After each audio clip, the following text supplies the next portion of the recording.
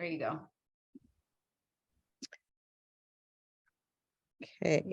Okay. Let's get this party started. Okay. Hey, everyone.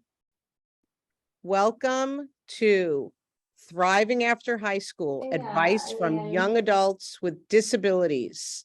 And we are very excited, all of us here at Tech Kids Unlimited, Thriving Blind Academy, and Deaf Kids Code to present to everyone out there our amazing students who all have disabilities and who want to talk to you about how amazing they are.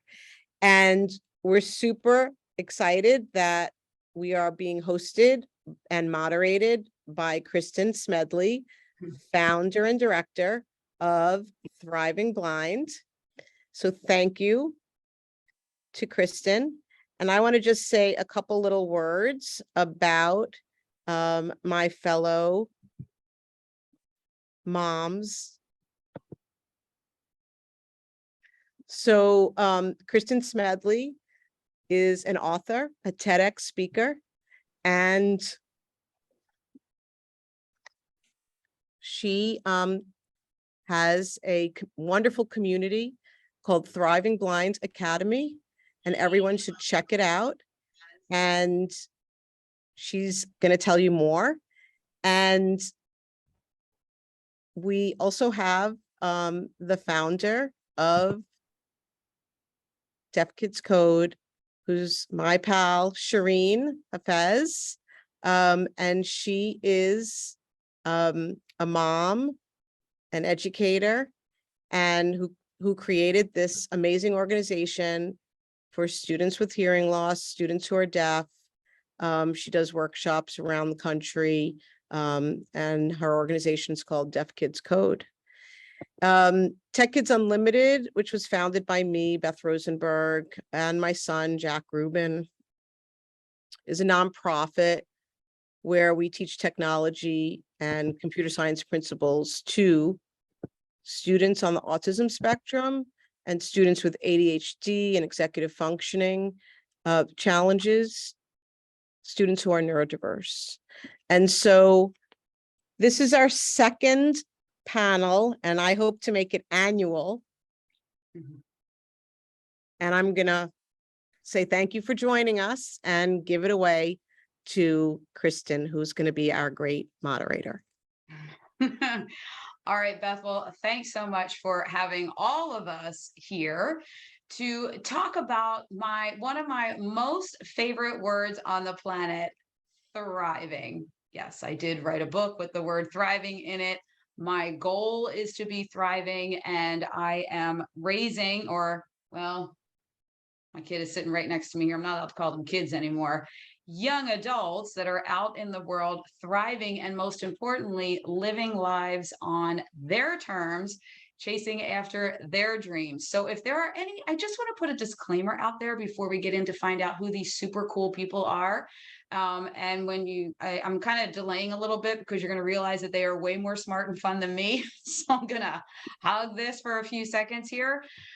I want you to realize that if there are parents listening, what you're going to notice here is that the adults that were involved in these young adults' lives gave them the space and the grace to go after their dreams and the lives that they want. And I say that with all of the love and care in the world, that we need to back up and let our kiddos be out there doing the things that they want to be doing. I know you all aren't kiddos, but look, I am turning 51 in a few weeks. So anyone like below 48 is considered a kiddo to me. Okay, so here we go. Let's find out who is, I just kicked into my game show host for a second there. I'm going to back up and be a serious moderator of a panel. Like, let's find out who's competing. Just kidding. Let's find out who is on the fun bus with us tonight, talking about thriving and talking about life after high school. Some people are like, yes, after high school, I can do the things I really want to do. Okay, let's start with in no particular order, because I'm trying to figure out where everybody is on my screen. Let's start with Veronica, who is, I'm going to read real quick some short bios here, because I know you all are going to be too quiet about all the great things that you're doing. Veronica is deaf and a graduate of the Model Secondary School of the Deaf at, is it Gaudet University, and will graduate in 2025, majoring in social work, and is from the Sunshine State. I know where I'm visiting when Philly gets all kinds of cold in the wintertime. Oh, okay, that's a lot of great things about Veronica, but this is where Veronica and I are going to be best buddies. She drinks coffee 3 times a day. My kind of person. Veronica, let's Yes. have you welcome everybody here and let us know what you're up to right now. Hi, everyone. It's so nice to be here today. I just feel so honored to be included. I hope you're all doing well. So I'm just here to chat with you, and I look forward to answering some questions and providing some more insights. So what's going on at Gallaudet University now? I'm going through some training before I head off to work. And I'm also working as a mentor, and I'm excited to be here and working on my degree. I'm just having a wonderful day. Awesome. Wow. It's like you bring the sunshine into the room from the Sunshine State. We're so happy you're here, Veronica. Okay, next we have Soumya Devi, autistic ADD learning disabled, a development neuroscience student at Pace University, also a hobbyist artist. I want to talk more about that later. And Soumya's profile is on DeviantArt. Interesting. Soumya, what's going on? What are you up to these days? So currently, since it's summer break, I'm doing an internship with the Tech Kids Unlimited career readiness program, or CRISP. So An So I've- internship. yeah, so I've been updating I've been working on so for my internship, I've been working on the Shopee Spectrum website, and I made illustrations and have added new vendors. Terrific. All things that I know nothing of how to do. So now I've got another best friend that's going to help me with things like that. Oh, so nice of you all to volunteer to drink coffee with me, host me in Florida, and help me with all of my tech stuff. I'm just here recruiting help for my crazy life. Okay, I knew that you guys can do all these things that I can't do. Okay, and then we have Monica, another one in the mustard color tonight. One of my favorites. I'm so happy that they brought that color back. Attended the University of Notre Dame, where she majored in neuroscience. During her time at Notre Dame, she also founded a club for students with disabilities and allies that led to more advocacy work being done on campus. Since graduating in 21, she has gone on to intern with the American Association of People with Disabilities and is currently doing neuroscience research at the University of Michigan. Well, that's one of the coolest places to be doing that kind of research. So, oh my goodness, Monica, okay, Notre Dame or Michigan, what should have you liked better? I'm still gonna say my heart's at Notre Dame as far as like football and things like that. It's my undergrad. It's always gonna have a special place in my heart. But hopefully, maybe attending Michigan for medical school maybe might change, might sway my opinion. Yeah, let's talk after that nice Michigan winter, and then we'll see what you like better. That's true. Okay, and last but not least, we've got the man of the hour, the man on the women panel here. Is it a women's panel I'm invading? I It's wasn't notified of that detail. all girls and one guy, as it should be. I'm just kidding. I'm just kidding. With all the stuff we have going on, it's fun to have some fun. Okay, we've got to my right here, maybe on your screen to the left, sitting here at Thriving Blind headquarters in his Star Wars shirt, because we're a little obsessed with Star Wars here. Mitchell Smedley, who is going into sophomore year at Kutztown University of Pennsylvania, where he's got a hit country music radio show called Redneck Rush Hour. You can get it on Spotify. No, All other right. ones on Spotify. You can get past episodes on a platform called Mixcloud, and each new episode on the radio voice of Kutztown University KUR on an app like TuneIn. Or any radio streaming app. Yeah, I wore the Star Wars because I needed the Force to get through your game show jokes. Wow. Mitchell is also the resident heckler of the moderator, Kristen Smedley. he will It's a keep us push-pull all smiling. relationship. It keeps the panel interesting. Ladies and gentlemen, Mitchell goes back to school in 9.5 days. Yeah, exactly. Yeah. So up at Kutztown though, a lot of stuff going on. I like she said, Redneck Rush Hour every Friday at 5, and then Wednesdays 2 to 4. Me and my buddy Jack up there have another radio show going called Wednesday Windup, where we talk all things sports. So we'll have NFL season coming up, MLB season going down the stretch. Go Phillies. And all sorts of things going on. Basketball and hockey get a pick up, and yeah, that's basically what I've been doing recently. Working on getting my career in broadcast journalism up and running, majoring in communications and philosophy. Very good how you tied that up with a nice little bow. I'm like, maybe we should get out of the extracurricular stuff and into the academic, and you landed the plane. Mitch, way to go. Okay. I'm also a pilot, apparently. We're only in speaking terms.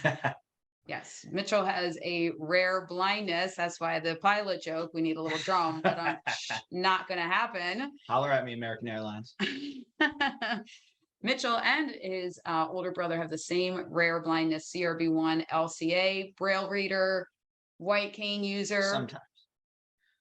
So you all will appreciate this. I don't know if your families were highly encouraging you and motivating you to use the tools that you need to access the world differently.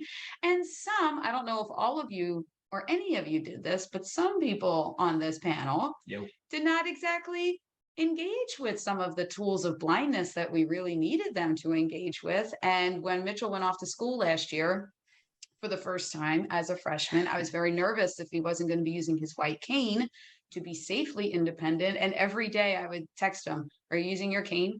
Are you using your cane? And he wouldn't answer me. And then finally on Saturday, he tagged me on Instagram and it just said yes on a picture of him on a unicycle with his cane out in front of him. That's how he decided to answer that question. I stopped asking him any questions after that and just said, have a really nice time. So with that goofy story as a lead-in, I want to be sure that everybody is realizing, and I'm sure that you guys would like to chime in on this. Those of us with disabilities are very much like everybody else. Yes, and I find it extremely interesting how each of you accesses pieces of this world differently, as do I with certain things. My kids will tell you I have to close my eyes and focus because my attention tends to go all over the place. But I thought maybe we could just start off with a simple thoughts on people thinking that people with disabilities are so different. They can't possibly have the same life experiences as everybody else. I'm wondering, Monica, as I'm sitting here thinking, first of all, your backdrop there, your bookcases are very much reminding me of that Instagram account that I follow that has everything color coordinated, and I love it. You might have to come and intervene at my office here to help me get organized. But I'm thinking, you're two different college campuses and quite the major, and you started a program. So you've interacted with a lot of people and done a lot of things. What are your thoughts on people thinking that people with disabilities are just so different from everybody else? Sure. So first, I just want to say this is a virtual background. It just happens to look really nice. And okay, I also really got to talk, and you can send it to me so I can look organized. Yeah, and I also just want to give a brief visual description. So I'm a white woman. I have short, light brown hair. I wear glasses, and I'm wearing a mustard colored blouse, as we mentioned previously. And I didn't put this in my bio, but as far as what my disability is, I have cerebral palsy, which affects me in that it's a mobility impairment. So I have balance issues, gait issues, and endurance issues. And as far as how I navigate the world, I've used a walker, I've used crutches, but most recently, upon starting college several years ago, I transitioned into a power wheelchair because, similar to your comment, it was the only way I was going to be able to safely navigate my campus. With Midwestern winters, it wouldn't have been safe to be out there on crutches. But as to your question about why people tend to discount or separate people with disabilities, I think it largely comes from ignorance. And because I think the initial assumption is, oh, this person has a difference from me, therefore they must not be able to accomplish the same things. But really it's because people haven't been exposed to disabled people achieving a lot, I don't think, because we frequently have to work harder to access the same spaces. So I think that's why representation is really important, because once people, meet you and interact with you and communicate with you, I think those prejudices tend to fall away, but they just need to be open to the opportunity for you to show them that. I could not have said that better myself, Monica. I actually used this quote that you reminded me of from Ralph Waldo Emerson, and I'm probably going to mess the quote up, but it's along those lines of people only see what they're educated to see. So you're exactly right, and that's why, and you're totally embodying that with how you go about your life, with being out there, being seen, being in your communities, starting programs that you see a need for. So I totally agree with that, and I love that you live what you talk about. You walk your talk. Like it. Veronica, what are your thoughts on people's viewpoints, thinking other people, people with disabilities don't have a regular life like everybody else? What are your thoughts on that? Okay, so really this happens to me every single day. It's very common. And when I lived in Florida, a lot of people in Florida, they think that I'm not able to drive. They ask, can you read? Can you drive? And I was mainstreamed at a school, at a hearing school, and that was my first experience growing up. So I always had friends, close friends, who would ask me, can you do this? Can you do that? How do you do this? And of course I can, and parents have to teach their children that as well. And it's just because if you're not exposed to it, you have to get out into the world and experience it for yourself. And I also have taught ASL, sign language, to people, and out in the real world, you will just get that from a lot of people. Can you walk? Can you run? All of these things. And it does bother me a little bit. I had somebody ask me, can I run? And, then somebody else asked me, can you walk? So my thoughts on that really are I just have to understand where they're coming from. And of course, my deafness, a lot of people they label it as a disability, and I don't see it that way. I can still see things. I can still function on a regular basis. I'm just deaf. And there are some other disabilities out there as well that are the same kind of thing. You can be blind and deaf. You can be just deaf. You can have just a wide spectrum of disabilities on top of the deafness. And of course, I have full access to things. And it doesn't bother me that much anymore when I get those kinds of questions on a daily basis. But here at Gallaudet University, I have full access to sign language in my classes, on the road, just from all the other students. And there's a lot of deafblind students here as well. And I know a lot of them. And some people think that deafblind people can't do everything. And so we'll have the same we'll be on the same page and have those same kind of questions for somebody who's different than us. And so just being in that environment and exposing ourselves to different things is wonderful. Awesome. Totally agree. And I am thrilled to hear you say that the university that you're at, you have full access to the curriculums. I do want to touch on that. I want to touch on that in a little bit. So you guys are going to have to remind me, as I tend to get off on tangents, and I'm going to take us on a wild ride, and then remind me to come back and talk about that. Okay, Sonia, what are your thoughts on people whose perceptions are that, oh my goodness, people with disabilities have regular social lives, they're sitting on college campuses, they're doing these things in the community? What's your thoughts on people having a perception that is not something that would be regular?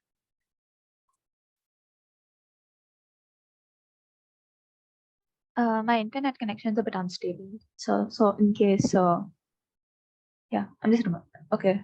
So it's kind of, I mean, I grew up seeing this, that people would just refuse to believe that I was disabled. Yeah. So like the doctors, they would be like, your daughter's not even that disabled, even though I have been, even though I have several learning disabilities alongside my autism and ADD. So I kind of find it difficult to interact with certain, like, neurotypical people, because sometimes they will not understand the passion or the thought process behind my words. And also some of them will not understand how I interact with the world, which is slightly different, because I to be honest, I can't eat certain vegetables because of their texture. Mm. And people just call me a fussy eater, but it goes deeper. And some of my hesitancies are from experience. They say that those who don't learn history are doomed to repeat it. For me, is that I keep reminding myself of history, so that I don't accidentally slip up and make other people feel like they've seen a weak spot. I have a normal social life at college, but I tend to not message people for like months and then message them out of the blue one day. One of my best friends right now, I met her in a lab class, and we hit it off. So it is easy to make friends once you like reach college age, even though it's not as easy as how it is when you were 5. Like you would just be playing with the kid next to you, and then suddenly the two of you are best friends forever. You just hit on a very interesting point that I also want to talk about in terms of the differences of social life and school life in high school, and how people are, um, versus college and after college. And we'll dive into that in a few minutes, because I think it's important for kiddos that are in high school right now and might be struggling or getting frustrated with the high school scene. Because I know, I mean, all of my kids, I have blind kids, I have a sighted child, some have learning issues in some areas, some in not, and we all, that high school were challenges in different areas. So we can touch on that in a little bit. I just want to get Mitchell's thoughts real quick on people having a perspective that, I know we get a lot of shock that somebody that's blind would walk down the street to the bus. Oh my God, let alone the things that you've done. What are your thoughts on that?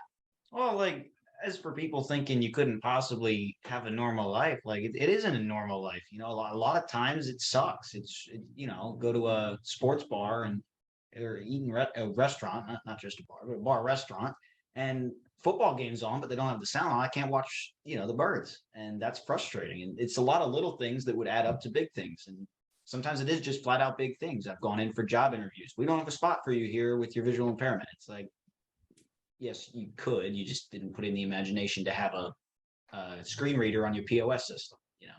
Like there's fixes that just, if there was some imagination here, if it was integrated into society, a lot of these could be hammered out. But it's not everything. There's still going to be obstacles. Like we joked about me flying a plane earlier. Yeah, there's never going to be a blind pilot, I would assume, unless the plane's flying on autopilot, in which case you wouldn't need any pilot. So there are just certain aspects of life that no, like certain disabilities like blindness are just not going to be able to accomplish, which is, I think, where the sort of thoughts from the rest of the world stems from. But it goes too far. Like you said, they can't walk down the street. Yes, well, watch me. I'll run down the street, faster than a lot of athletes. But it really is just finding where the point is of, okay, what's kind of out of the question here, just logically, but then what is the world not understanding? So that's interesting. Let's segue with what you just said into one of the things I wanted to talk about with all of you, and I love that I get to do this tonight, to talk with you guys about your viewpoints on things that sometimes, because I'm in, Thriving Blind, I'm in the blindness community. And I think that these things are just specific to the blind community, that I'm hearing all of you, and I want to get your perspective on this.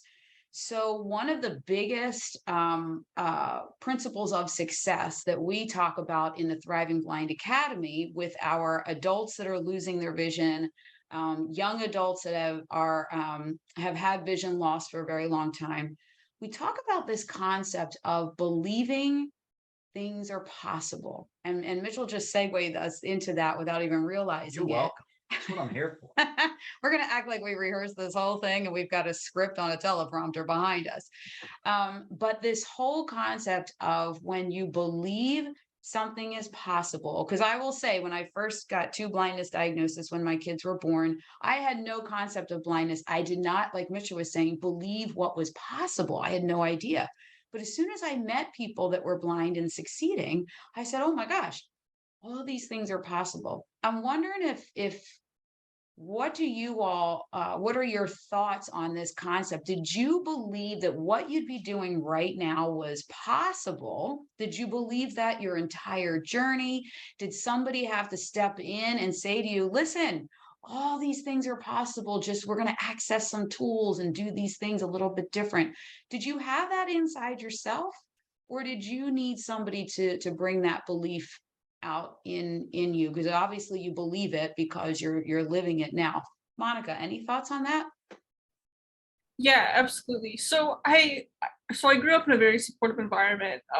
Education was always a big thing. So it wasn't college. I always felt pretty good about as far as it being possible. I knew I needed some extra supports, but I think where I needed to be shown it was possible was as far as my like after college endeavors. So someone who went down a pre-med track for a major, I was getting all this generalized advice, and it was great advice for the average student. But I actually went to my pre-med advisor one day and I was like, all this stuff you're telling students is great, but my biggest worry about the future is, how am I going to go to medical school as a person with a disability? Like, how would that even work? I've never met anybody similar to me doing this. I've never seen anybody similar to me doing this. Is there any way, like, is this possible for me, basically?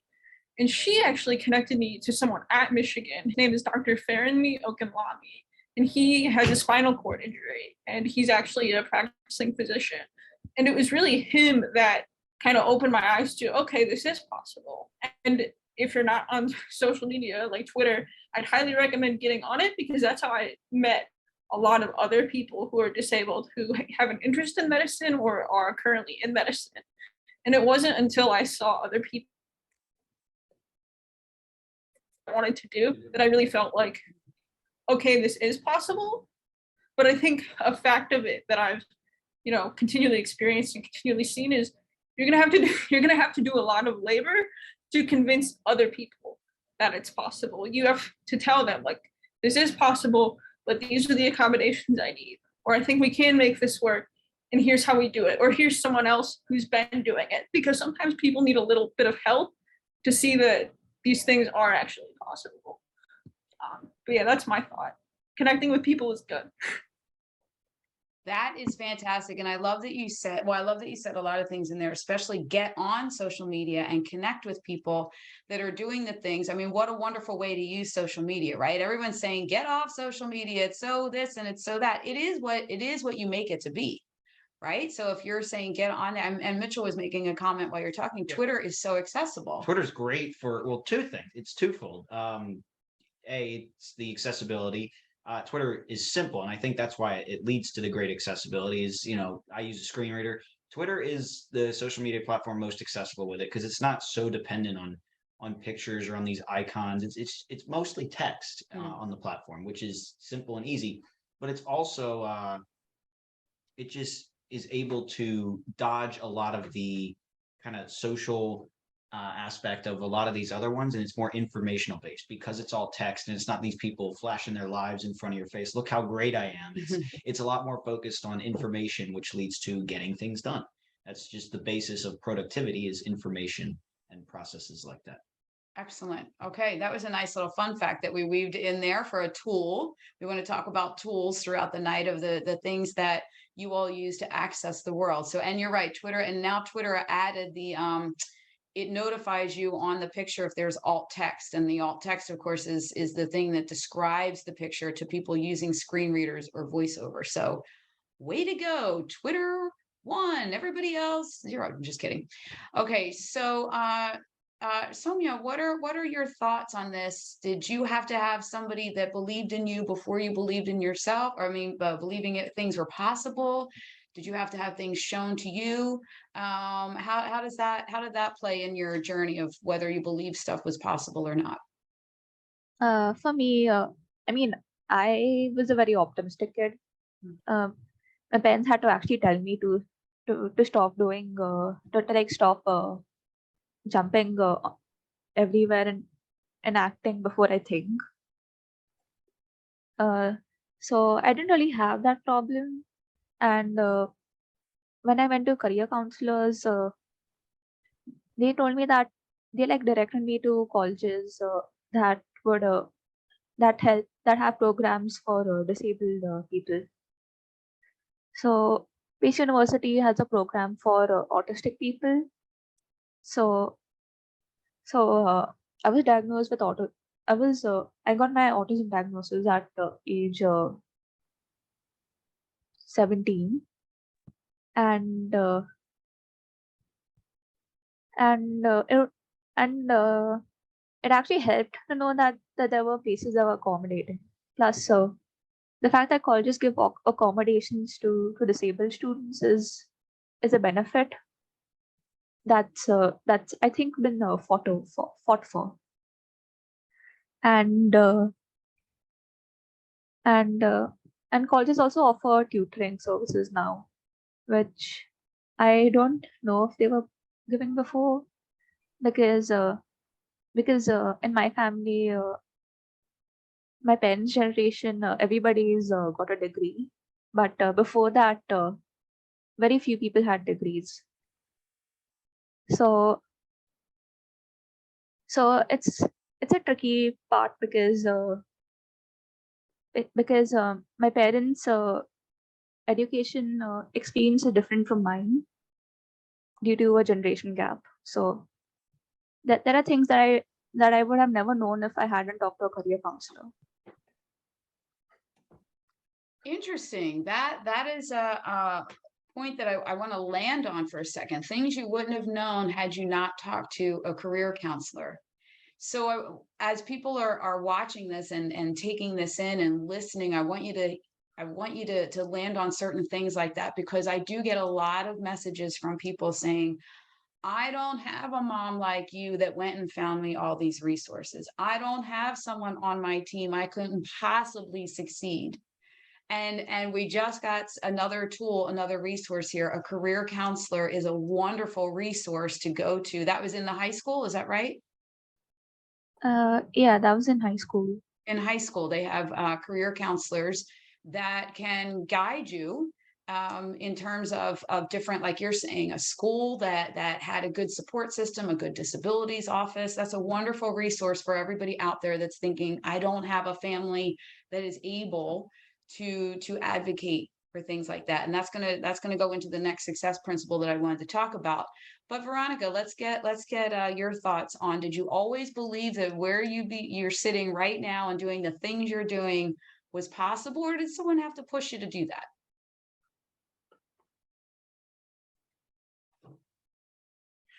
Really, I have to say my mom is really the one who would continue to come to me and encourage me to do things.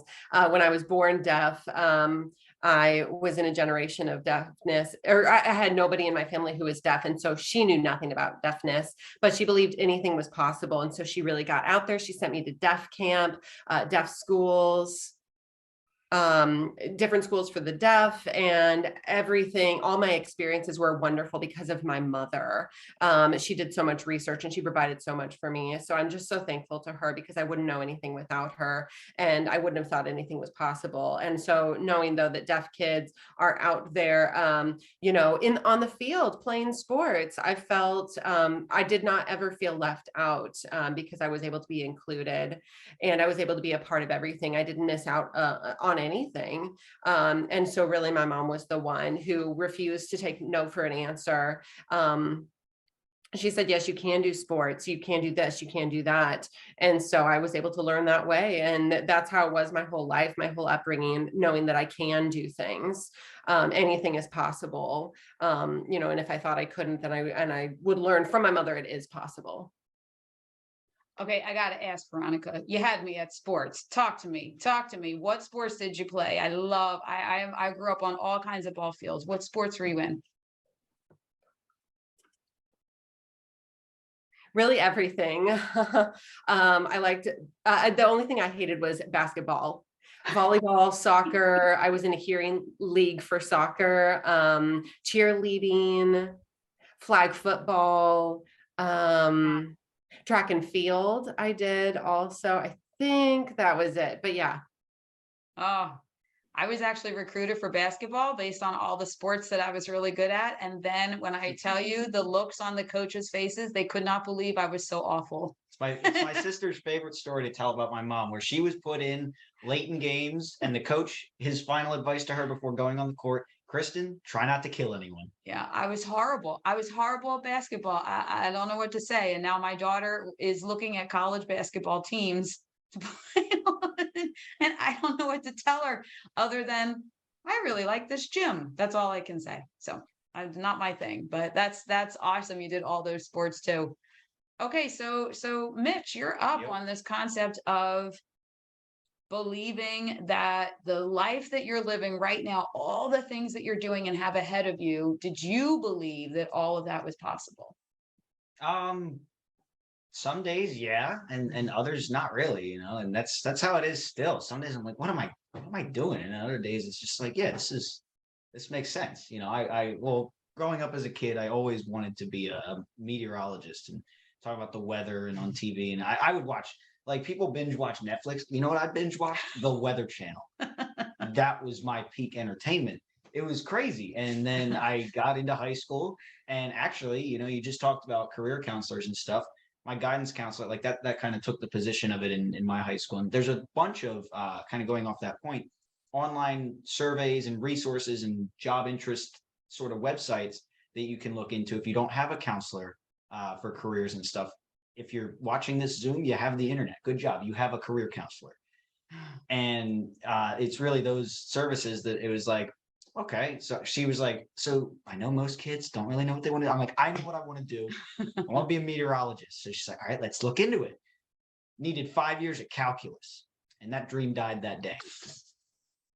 So I pivoted. Terrible story. I pivoted. This is, it looks like I'm down and out, but I made the pivot. I was like, I still need a microphone in front of my face, and I still need to be on people's TVs.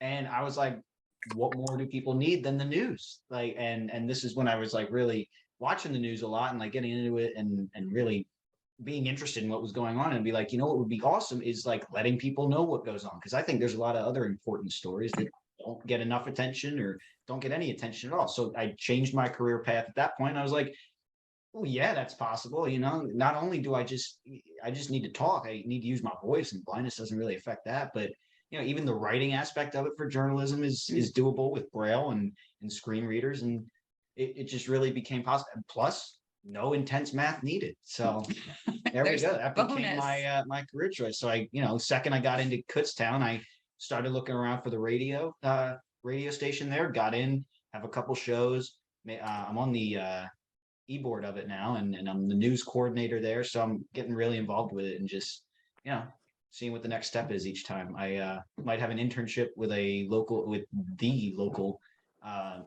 news radio station next summer. So that's kind of the next step, I think. I like that we can move into the next principle of success, that everything that we do at Thriving Blind Academy is based on. And the fact that you just witnessed Mitchell talking about all that he does now and going to a college campus and finding out where the radio station was and getting himself involved, I can tell you right now, for families that are watching this or young people yourselves that feel like you just don't have that in you, or you're stuck in a spot where you can't go after all of that, I want you to trust me on this one. It is possible for that to happen, because this Mitchell sitting next to me now was a lot different back in late elementary school and middle school. He did not have that what our success principle is take 100% responsibility Excuse me. for your life and your goals. Mitchell was not exactly the let me go after that and get it. I don't think we should be insulting the I'm not- panelists here. I'm not insulting. You know what the I- moderator didn't have 20 years ago? Wait, Lobster dinner. So the important point here is, I have, if everybody could I'm mute, her emergency contact. if everybody could mute their So when she screens fell, I guess she's now. like, Hold on, let me get in here and I mute. think she asked, like, she knew, so we can Muted. call your brother. Unmuted. I was asking, like, did she ask you to call me? That was okay. Okay, we got that under control. Maybe that was the universe intervening, saying, Kristen and Mitchell, stop arguing about what's going on.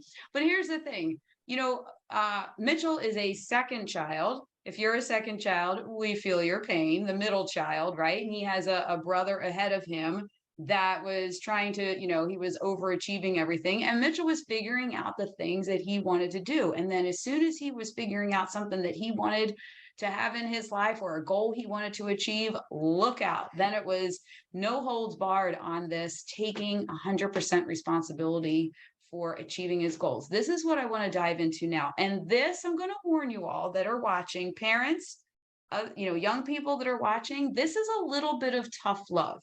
But it is coming from one of the most wonderful panels I've ever been blessed to be a part of, because you all have a way nicer and better delivery than I have, as a mom with muscles here, saying you have got to take responsibility for your life. Let's dive into this a little bit about let me just start here.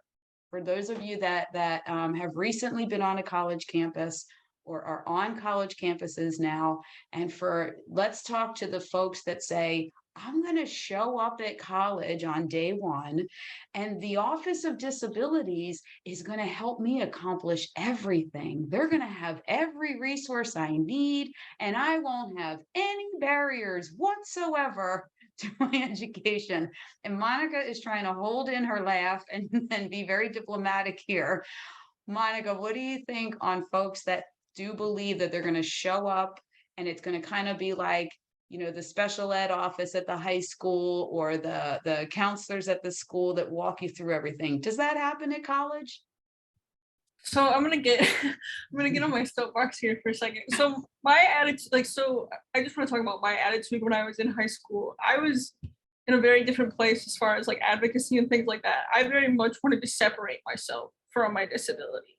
Like this doesn't have any consequence. Like, this isn't a big deal. Like, I'm gonna do everything. Like, I'm gonna make all my choices as if I didn't have a disability. And once I get to where I want to go, I will just figure it out when I get there. And Notre Dame is a great school. I got a great education at Notre Dame. But one thing that they really struggled with was any acknowledgement of disability. And while they were actually pretty good about providing the physical accommodations I needed, as far as like housing and things like that, and side note, I was able to do that because we did a bit of pre-research. We met with the disabilities office beforehand and talked about things like that. So I highly recommend doing that.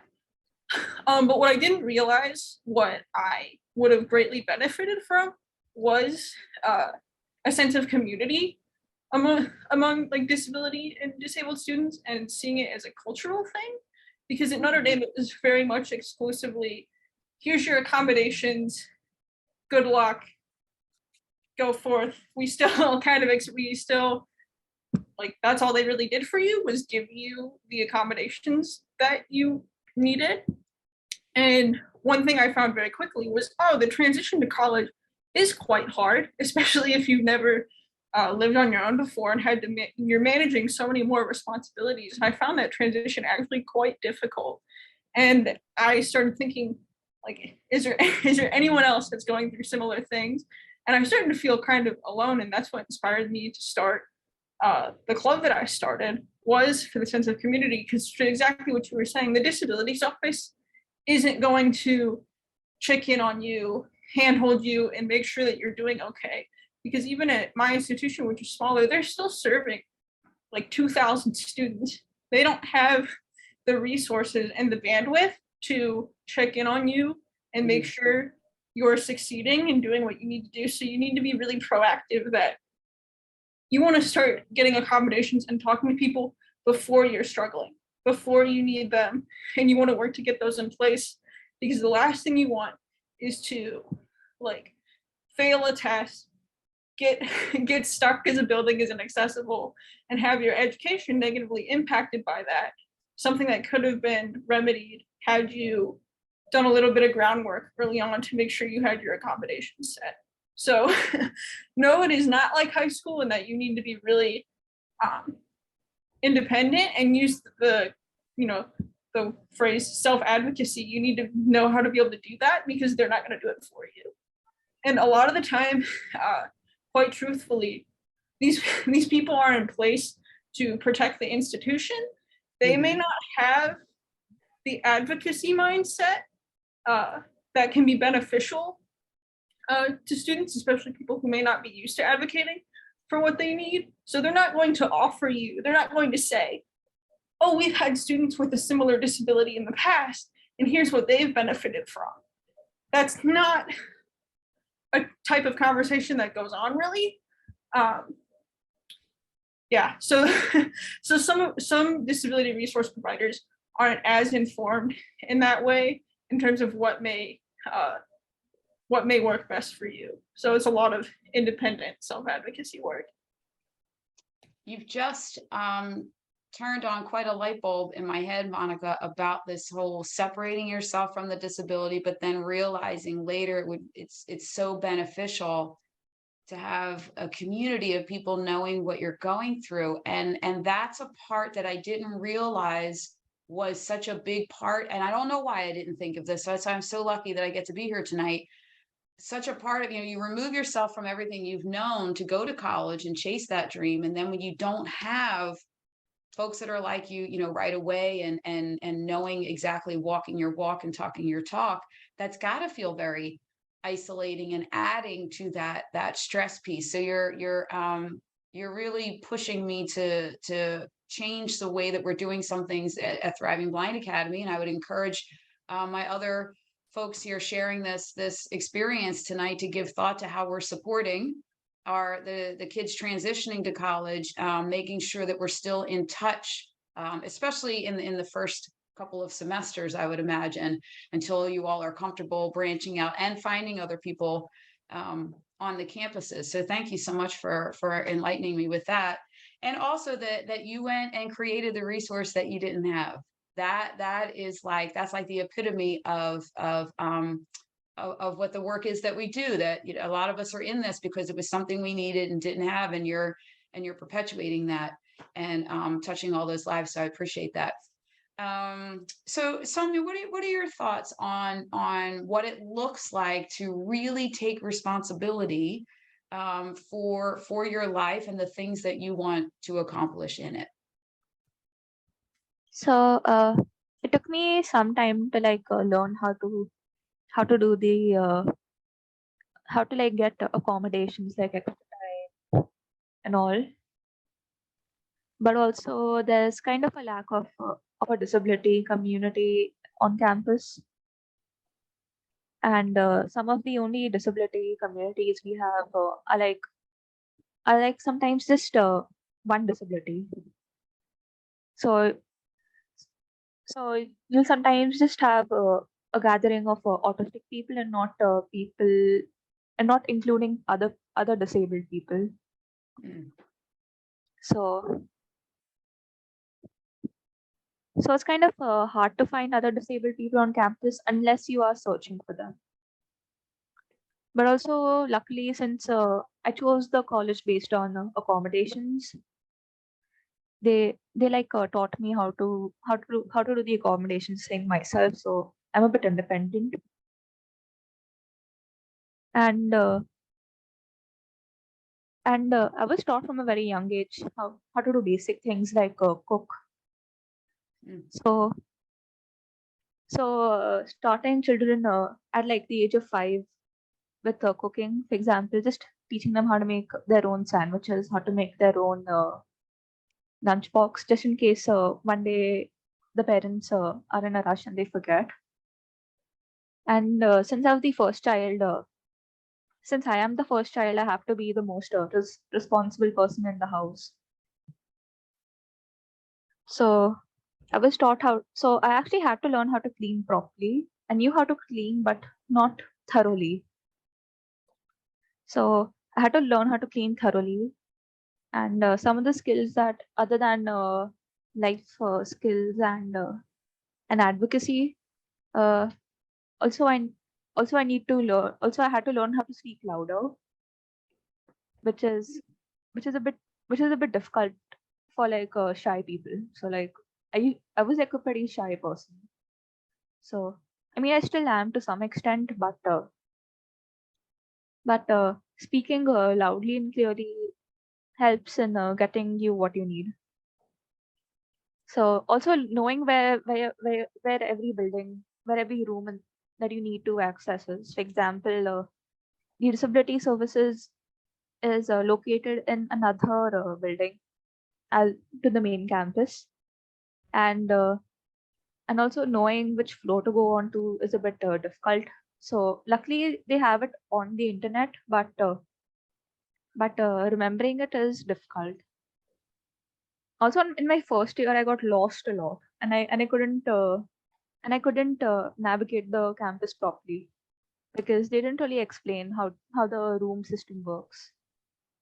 So I had to make a timetable which had 4 categories. One of them was class name, then the class code, which is like a bunch of letters and a number. Then the then the timings, Mm. and which room and which building. So I had to keep organized in that way so I don't lose my way when I'm navigating on campus. You know, I have a sighted daughter that's getting ready to go to college that I mentioned she's going next year. And I realized that I was half joking with a friend of mine the other day. And I said, as our kids are getting ready to go off to college that are fully sighted, no disabilities or whatever. And and I said, you know, our girls would benefit from going through my transition to college program for blind students because of what you're talking about. So many of them get stressed out. They don't know where things are. They don't time the classes right. They don't remember where rooms are. They end up behind a building where they thought, and they get so stressed out about it. I kept thinking, you know, I'm going to have my daughter listen to the webinar that we did, the 2-part webinar last week about transitioning from high school to college as a blind student. I'm having her watch this too, because you all are giving these tips that apply to everyone, and I often have said that if you would look at life through the lens of disability, the planning that has to go in ahead of time, the creative thinking, the problem solving, the teamwork that you all have learned, and the negotiating, if people would look through that lens, there'd be a lot more success and a lot less frustration. That's so true. Comcast, Yeah. remember that voice remote? Hmm. Yeah, when they made that, they were interviewing, what's his name? Tom Bukowski. Yeah, Tom Bukowski. I think it was him. They were had him on one of the commercials. And he said, when you design things with accessibility in mind, you make it better for everyone, even people that don't have those accessibility issues. And they did. They just made a better product that now people can just grab their TV remotes, say a channel, and it goes there without having to look through the whole guide. And everyone, not even just accessibility, benefited from that one product. But it's so true what Tom said. Yeah, you're exactly right. Um, Veronica, your thoughts on what taking responsibility, 100% responsibility looks like in terms of succeeding and chasing the dreams that you're going after. Of course, I already having a disability is tough for sure, but the way that I grew up, everybody I was around knew that I was disabled. And so going to Gallaudet University, I was provided because a lot of access because everybody here is deaf and everything here is provided to pretty much the same to everybody. So I have that additional benefit. But the struggle I think that I've had before or after, I'm sure I will have, is just the access to interpreters and being able to get interpreters. In Florida, there's a big issue getting interpreters, and you have to let them know ahead of time, and you even just have to advocate for them to provide the interpreters. And so just being on campus here, or I've gone to other college campuses and asked, where do I go to get an interpreter? And I have to go to the disability office and go through all of this work to figure it out. But here, everybody's just used to it. So getting an interpreter for something is so easy. And so you name it, I have access to it here. And meeting other people with the same disability on this campus, we're able to provide each other more knowledge about our disability. And so we have that additional support. So when we go out, we're able to take more responsibility because we have that shared knowledge that just grows and grows and grows. And so here on campus, having full deaf staff, seeing them take responsibility also is just beautiful to see and gain that experience from them. You know, there is something really special, and I don't know, special isn't the word. It's a deep breath and being able to relax when everything is accessible and you don't have to think about it. Like just watching how Beth taught me tonight about the captioning for Zoom, so that before we started, everything was fully accessible.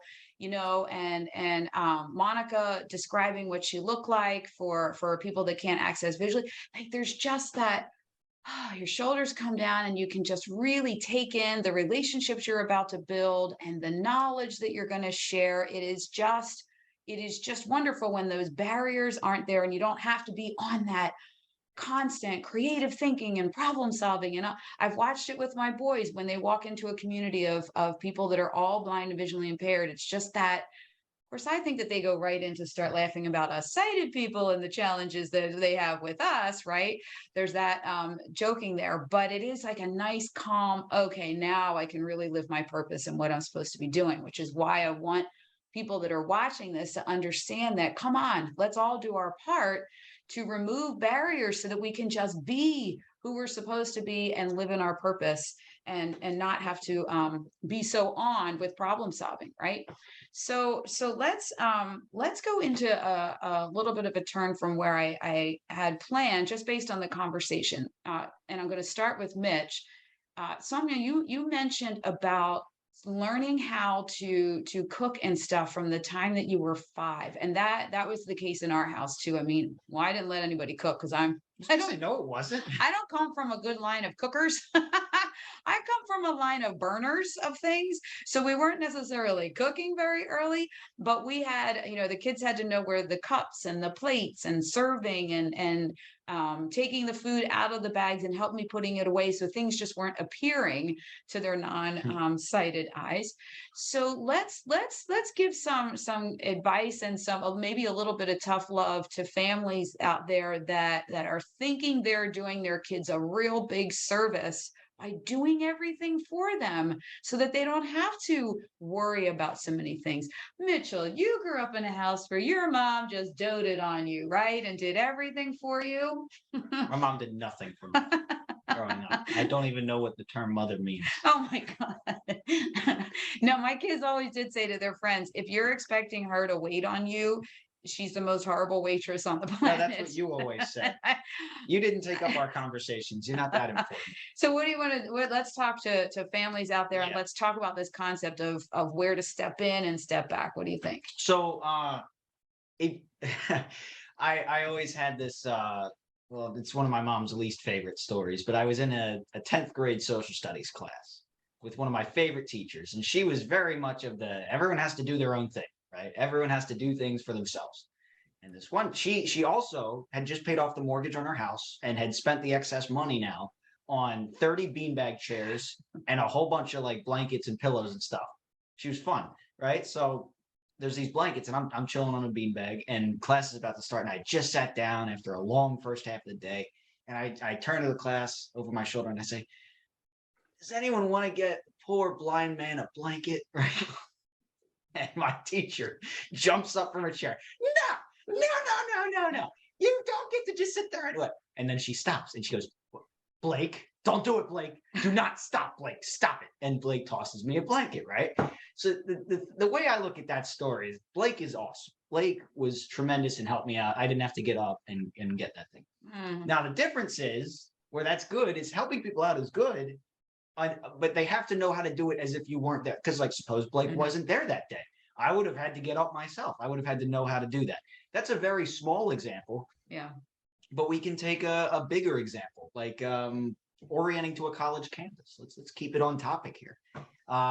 You know, I have my mom and someone from the state helping me orient to my campus, where it's like, sure, it's great if the first time they show me where the thing is, they tell me where the building is, or they show me where the laundry room is, but yeah, they're not always going to be there. You know, you can ask people for help on campus all you want, but there's just going to be times when you just have to know how to do things, where to go, what to do, how to do it. And one of the biggest, short little difference here, but one of the biggest aspects where you did do well in thrusting life on me was forcing me to actually get into social things. Like specifically, I go back to sports. And I was brutally forced against my will every summer weekday morning to go to swim practice. Oh, that's true. Where because I was still basically asleep, I almost drowned every time. Oh my God, the drama. And I was the worst swimmer ever, but it was still getting out there. It was another sport that I participated in, which, you know, compared to wrestling, baseball, I hated, but it was still getting out there and interacting socially with, you know, not even just blind people. There was one other blind guy, but that was my brother, who's really irritating. But there were also, you know, it was predominantly just a sighted community, which I actually prefer to being within the blind community for social events, because I don't know why, but I just have this thing of I want to feel normal, and you know, you can be, you know, awesome and normal in the blind community. That's great, but like my biggest test for myself is, am I going to be able to fit in with the people different than me? And that could be in any aspect, whether it be a different like subject, a different sport, just people that are you know, different interests than me. But a big one is the sighted world, I'll call it, out of the blind community. And when, you know, people, I've gotten a few times from friends, oh yeah, I forgot you were blind, my bad. Like that's the biggest compliment, you know. It's like, oh, I've just been hanging out, vibing with you for so long and doing things, you know, going out with you for so long that you just forgot. That's awesome. That means I'm doing my job.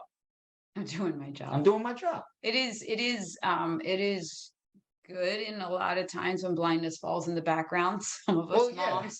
Some of us moms worry that kids, you got to remember, right? If you guys are out, you know, in the woods, or when Michael will be up on stage with the band, I'm like, go get him. You forgot. He doesn't know where he's going. Well, remember the blind, the story of when you and I went to California in third grade, and we were in this pool party because I was in the Braille Challenge, and I was in this pool with all these other blind people, right? Real smart, you know, everyone was a finalist there. And I kept bumping into people, and I couldn't figure out that it was because when I'm in the sighted pool, everyone else sees me coming and knows that I'm not going to stop, so they get out of the way. Well, blind people, we didn't have that luxury, so I just keep bumping into these. And I don't remember doing this. Be careful. But I got out of the pool, and I was apparently like, this sucks being around blind people. He's like, this is annoying. We're all banging into each other. He was so used to being in, it's another point to make though.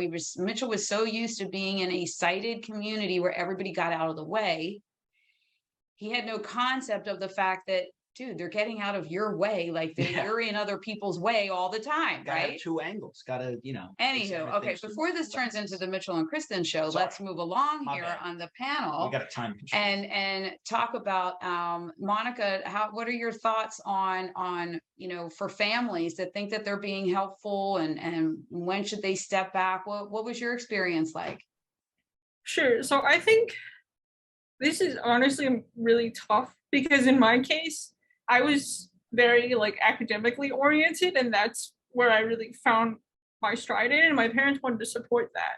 And there are sometimes it's like, well, it doesn't make sense. Like, yes, she needs to learn those skills, but does it make sense for her to do her laundry all the time, which takes her 3 hours and is like a very arduous task when she could be spending that time like on her academics and like gaining a lot from that. So we had to strike this balance of, okay, you need to learn the skills, but do you need to be doing this like every single time? And I'm going to say even nowadays, it's like someone who's been to school and is like working now, like that.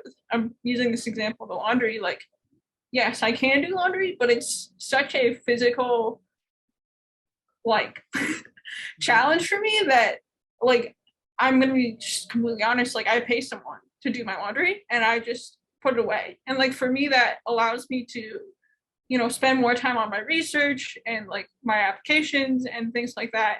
And it really moves me forward, where if I had to do every single thing, that I would suffer on that end of not being well prepared and not being able to execute my job to like its fullest of ability. So I think it's really striking a balance between what makes like teaching life skills, because obviously it's good to know how to do things, and I don't want to like minimize that at all, but I also think there's a bit of like give and take of, okay, what practically makes sense when like this person has to navigate the real world and has expectations of a job or of college, and by definition those expectations don't get minimized for you. Like, you have this, like, you might have less like relative energy stores and things might take you longer, and you kind of have to consider like those things in the context of like whatever you end up doing, because it's just of like I didn't want to acknowledge that things took me so much longer than some of my peers, and that was to my detriment sometimes, because I'd have to stay up all night working on something because I thought I could just do it without accommodations in the exact same manner as everybody else. And acknowledging that I did need accommodation, or hey, it would be easier if I just had a service do this. It actually enabled me to succeed more in some areas because I wasn't like bogged down by feeling like, oh, I have to do this the same way as everyone else just out of principle. So I think it's really, you just have to kind of figure out what makes sense for you, to the point where it's not getting in the way of your main goal. Like, if there's something that you could make easier on yourself, to say allow yourself to succeed more in college academically, which is what you're there for, then that might be something to consider taking off your mental plate. Because like we were saying earlier, like, disabled people have to think about so much more and pre-plan so much more than their non-disabled peers. Your brain space like has so much more in it that your peers are not dealing with. So it is going to be harder at times because you're just dealing with more objectively than your non-disabled peers. So my perspective of being someone who has graduated is, if you can reduce that cognitive burden at all, and you have the means to do it within reason. But obviously, like people have been saying, like, you should know how to do it for yourself if you don't have those supports in place at any given time. That I want to actually take that whole clip and share it with everyone I know, because this doesn't even, it's not even just for, disabled and non-disabled peers. This is advice that you hear everywhere. I hear this in entrepreneur classes about when you're trying to build a business. Stop taking on everything farm out the stuff. That's how virtual assistants came into to be, right? That give the stuff that takes you so much brain power and extra energy, and it's not your brilliance, as I say on my podcast. If it's not your brilliance, give it away to somebody else to do. And exactly what you said, Monica, if you have the means to do it and it is getting in the way or slowing you down, then by all means send that. And I am so jealous that you send your laundry out. We're going to have to talk about that, sister, because I need to know about that. But here's the other beauty, that this is where I want families to really hear this and to take it in. If you were listening there, Monica started realizing from things back before you were out at college or in a job. Like it's that beauty of let's try stuff and fail. Let's try stuff in elementary school, middle school, high school, while you're in that safety net of, okay, I'm going to stay up all night. I'm going to keep up with that. My Michael did the same thing. He was a firstborn overachiever. I'm going to be up all night and I'm going to access this. And I'm like, the next morning, what did that accomplish? That it takes a blind person 7 hours and a sighted person 1. What can we do differently? But at home, that's the wonderful time to practice that. And you might find that you have a shortcut that you can do things quicker, better, whatever, than somebody else. And maybe not, but it's that trial and error. It's that don't be afraid to fail.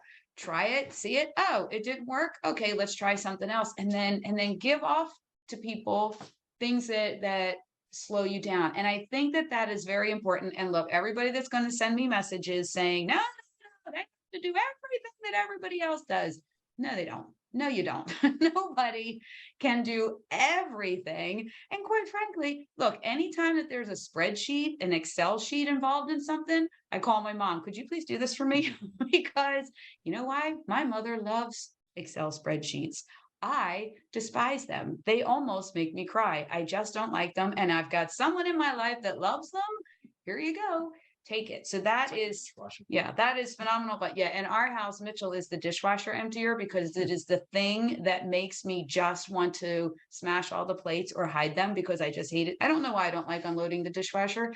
I just don't. Mitchell puts on music and has a concert while he unloads the dishwasher, and is the most fun, sometimes hour and a half, because he's in there so long doing it. It only takes Singing 7 along. minutes at tops. But but he sings. He's got a keep the music on. playlist. I have It's an wonderful. excuse now to crank my music, so I'm gonna take that. All right, so Veronica, let's hear your thoughts on, parents, families that are out there wanting to be so super supportive, and when to step in, not step in. What are your thoughts on this? Well, okay. So as I was growing up, I was always so supported. And of course, as I said before, I was in a hearing family, and I did have most access, and I was able to understand, just using facial expressions with my parents as well. And I'm very expressive and had to learn how to be expressive and use my body language. And so when I wanted to give an answer, I would change my facial expressions even from the moment that I would wake up in the day. And it's similar to a tone in your voice. So you can show your anger through the tone in your voice. I have to show it through my signs. Or my facial expressions. I can show big signs to be loud, small signs to be quiet. And it's kind of tough to explain that to other family who can't hear or who can hear. And so going to camp, if I wanted to be involved, sometimes I would be able to tell a story, and I could show just beautifully through expressions. I could explain something maybe in a better way with more emotions than you can with your tone. And I always had full support from my family. And that was just kind of part of everything, was learning just a little thing. That was one thing I always kept in my mind, was I had the support, but I still had to be able to show those emotions myself and be able to tell those stories myself. And I could do it through sign language. So then I could be more involved. Excellent. My during COVID, my daughter, I was doing this live show every day, and she said to me, "Boy, Mom, you talk with your eyes." I guess I was overcompensating on the screen for the fact that I couldn't use my hands and walk all over the place. So I totally get that with the expressions. Fantastic. This has been the biggest treat of my week and my month, learning all of these different points of view. That's what I love about people with all different abilities, disabilities, backgrounds, where you live in this country and in this world, getting together and sharing different points of view on these topics, because you have opened my mind. Like I said, I was taking notes this whole time to change some of the things and enhance some of the programs at the Thriving Blind Academy, at the college basketball team hunt with my daughter, all kinds of great stuff. Let's do this. If I'll name each of us as we're wrapping up to say goodbye, and if there's a social media channel that you're on a lot, that people can reach out to you there and follow you and see what you're up to in this world. How about if we let folks know that? Soumya, can we start with you? Some parting words, and if you have a social media channel you want us to follow you on.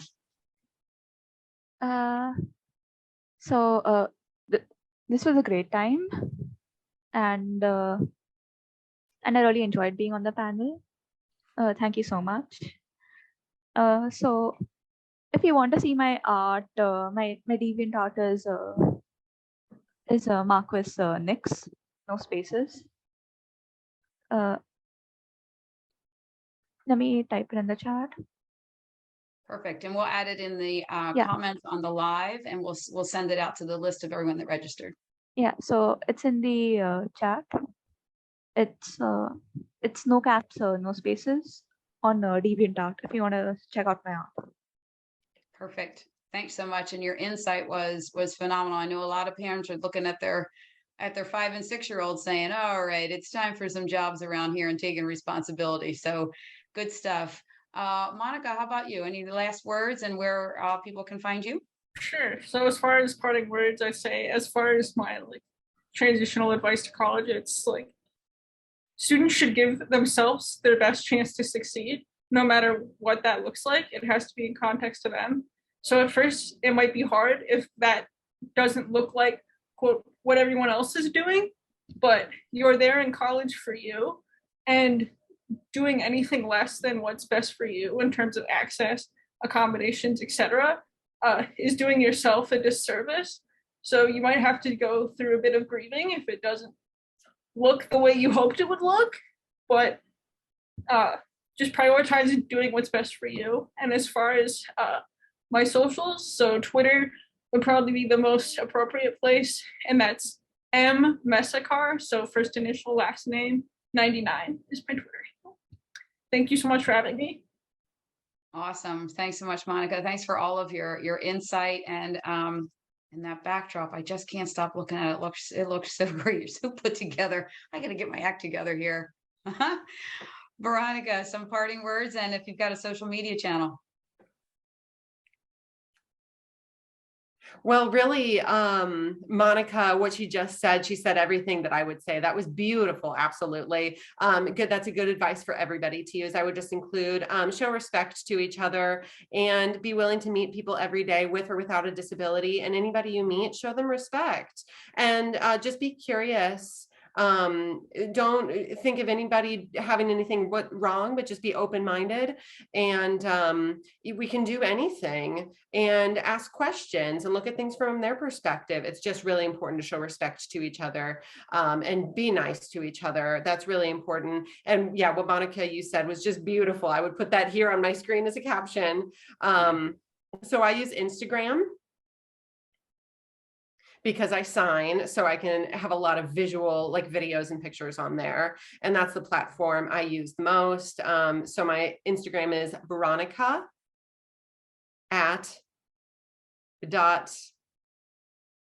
@Michelle with 1 L, and I can type it in the chat as well. Thank you so much. I've really enjoyed this and being a part of it. Awesome. I love that. Respect yourself and other people, and be kind. Good stuff, everybody. Mitchell, some parting words, and where can we find you and listen to you? Okay, so my parting word, I would have to go with, well, I'll have to give the tone down but mess around and find out.